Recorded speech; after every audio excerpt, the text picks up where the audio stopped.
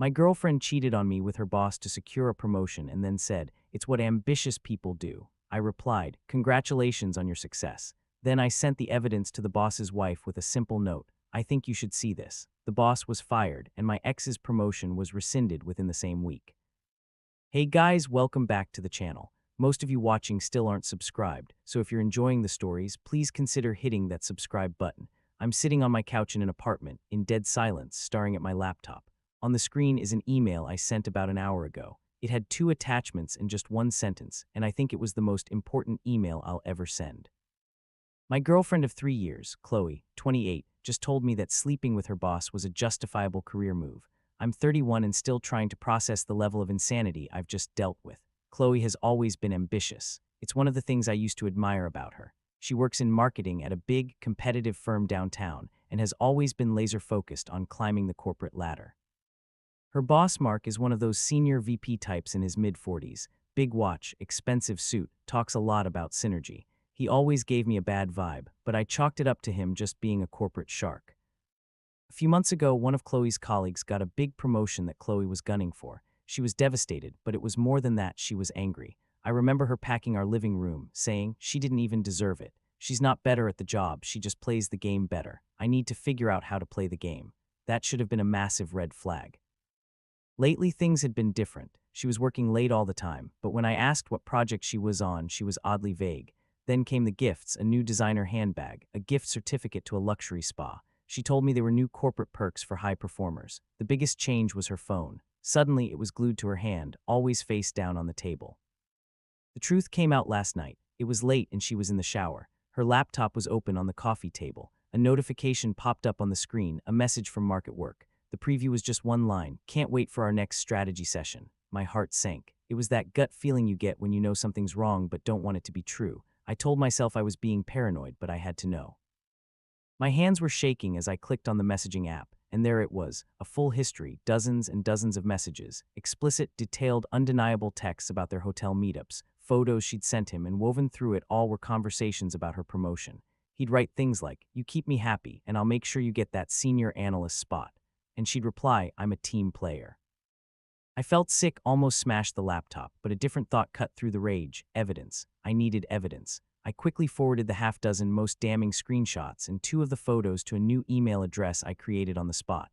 Then I went into her sent folder and deleted the evidence of my forwarding. It was cold, calculated. I barely recognized myself. I waited for her to get out of the shower. She walked into the living room in her robe, humming, and asked what I wanted to watch on TV. I just stared at her. My voice was flat. "Congratulations on the promotion, Chloe." Her face flickered with confusion, then panic. "What?" "I saw the messages," I said. "With Mark." She didn't deny it. She crossed her arms, a defiant look on her face, and then she said it, the words that will be burned into my brain forever. "Look, Tom, I get that you're upset, but this is the real world. This is how the game is played. It's what ambitious people do to get ahead." I just stared at her. She had cheated, betrayed 3 years of our life together, and was framing it as a career achievement. She genuinely felt justified. I didn't yell. I just said, slowly, "Congratulations on your success." I told her the conversation was over. Our life was over. She thinks she won. She thinks I'm just going to roll over and accept this. She has no idea what I was looking at on my laptop right before I started writing this post. See, her boss Mark is a married man, and his wife Jennifer has a very public profile as a charity organizer. Finding her was easy. Sending that email was even easier. The game isn't over, it's just beginning. Update 1, it's been 24 hours, the longest 24 hours of my life. I haven't slept, just been running on coffee and a cold, hard sense of purpose. After our conversation last night, Chloe seemed almost relieved. She actually said, "I'm glad we got this out in the open. It's better to be honest." The level of self-delusion was astonishing. She started packing an overnight bag, saying she was going to stay with a friend for a few days to give me space to process. She fully expected to come back. As she was leaving, she touched my arm and said, "Don't throw us away over this, Tom. This was a professional move, not an emotional affair. It's just business." "You're right," I said, looking her straight in the eyes. "Just business." She smiled, thinking I got it, and I helped her carry her bag to the door. As soon as she left, I finalized my plan. I'd already found Mark's wife, Jennifer, online. She's on the board of several major local charities and has a personal blog about her philanthropy work. On the blog's contact page was an email address. It felt like a sign. I opened the anonymous email account I'd created, attached the screenshots of the texts and the two most damning photos, and for the body of the email I wrote just one line: "I'm sorry to be the one to send this, but I think you should see this." I stared at the screen for about 5 minutes, then hit send. The feeling wasn't satisfaction, not yet. It was just gravity, like I'd pushed a very large rock off the top of a very high cliff. The first hint that the rock had landed came around noon today. I got a text from my friend Kevin, who works at the same company as Chloe and Mark, but in a different department. His text said, "Dude, something crazy is going down here. Mark got pulled out of a meeting by someone from the main office an hour ago. Just saw him walk by with two HR people, looking like he was heading to his own execution. Rumors are flying." A grim smile touched my lips. The plan was in motion. Chloe's call came at 4 p.m. She was hysterical. "Tom, what have you done?" she screamed through the phone. "Mark just called me. He's a wreck. He said Jennifer knows. She knows everything. How could she know you told someone?" I let her spiral for a moment before responding, my voice calm. "I have no idea what you're talking about, Chloe. You were the one having the affair. These things have a way of coming to light.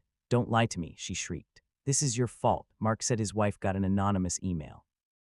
"You did this? Are you trying to ruin me?" "Ruin you," I said, throwing her own logic back at her. "I thought this was a business transaction. You made a deal with Mark. Sounds like you just didn't account for all the variables. Maybe you should have done more due diligence on your business partner's liabilities before merging assets." She was sputtering, unable to form a coherent sentence. All she could get out was, "You'll regret this, Tom." "No," I said, "and I've never been more certain of anything in my life. The only thing I regret is not seeing who you really were sooner. We're done, Chloe. Don't come back to the apartment." I hung up and immediately blocked her number. The rock is still rolling. Update 2, it's been a week. A lot can happen in a week. The rock I pushed off that cliff didn't just roll, it caused an avalanche. My friend Kevin at the company gave me the play-by-play. Jennifer, the wife, is apparently not someone to mess with. Turns out, she's not just a charity organizer. Her father was the founder of a venture capital firm that was one of the earliest and biggest investors in Chloe's company. Her family still owns a huge block of shares.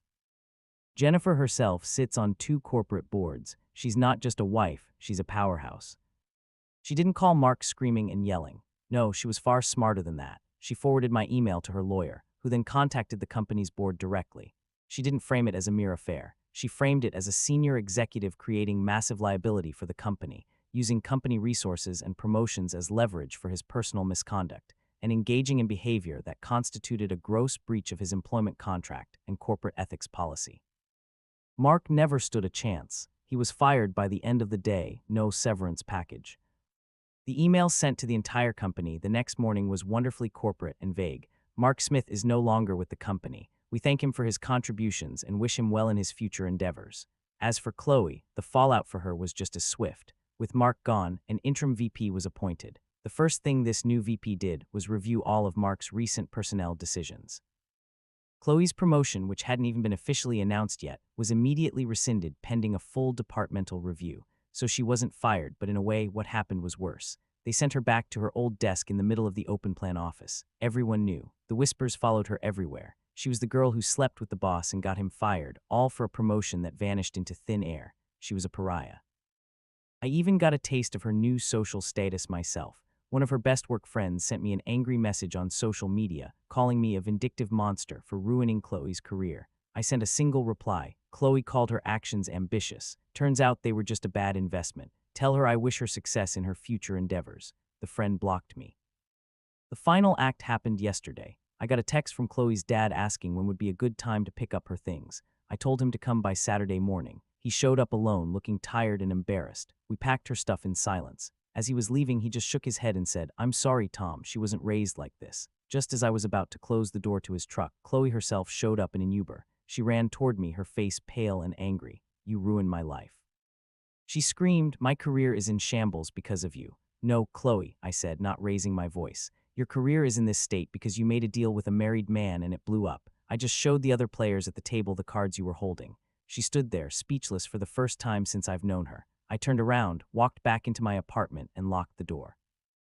Final update, it's been 3 months. The dust has fully settled, and I can finally see the big picture clearly. Chloe didn't last long at her job. According to Kevin, she quit 2 weeks after they picked up her stuff from my apartment. She couldn't handle the stares, the whispers, and the isolation. She'd become completely toxic. I heard she's living back at home with her parents, unemployed. The marketing and PR community in our city is small. A story like this, involving a high-profile VP at a major firm, spreads. Her reputation is in tatters. Mark, the ex-boss, is in an even worse spot. His divorce is going to be legendary. Jennifer isn't playing around. Her lawyers are arguing that his behavior jeopardized assets she has a stake in, and they're going for everything. His career at that level is done. No one will touch him. As for me, I'm doing better than I expected. The first month was rough, untangling our lives and just dealing with the sheer shock of the betrayal. But now I feel like a massive weight has been lifted off me. I feel lighter. I actually got a promotion at my own job last month, when I earned through hard work and building good relationships, not by betraying anyone. The irony isn't lost on me. Looking back, Chloe was right about one thing. It's a competitive world and you have to be ambitious. But there are two kinds of ambition. There's the kind where you build yourself up, brick by brick, through talent and hard work. And then there's her kind, the kind where you try to take a shortcut by tearing others down or using them as stepping stones. Her ambition was a cheap imitation of the real thing. She thought she was being a savvy businesswoman, but she was just being a bad partner. She made a high-risk, low-integrity investment, and the market corrected itself. Sending that email wasn't just revenge. It was holding a mirror up to her and her boss and showing them exactly what they were.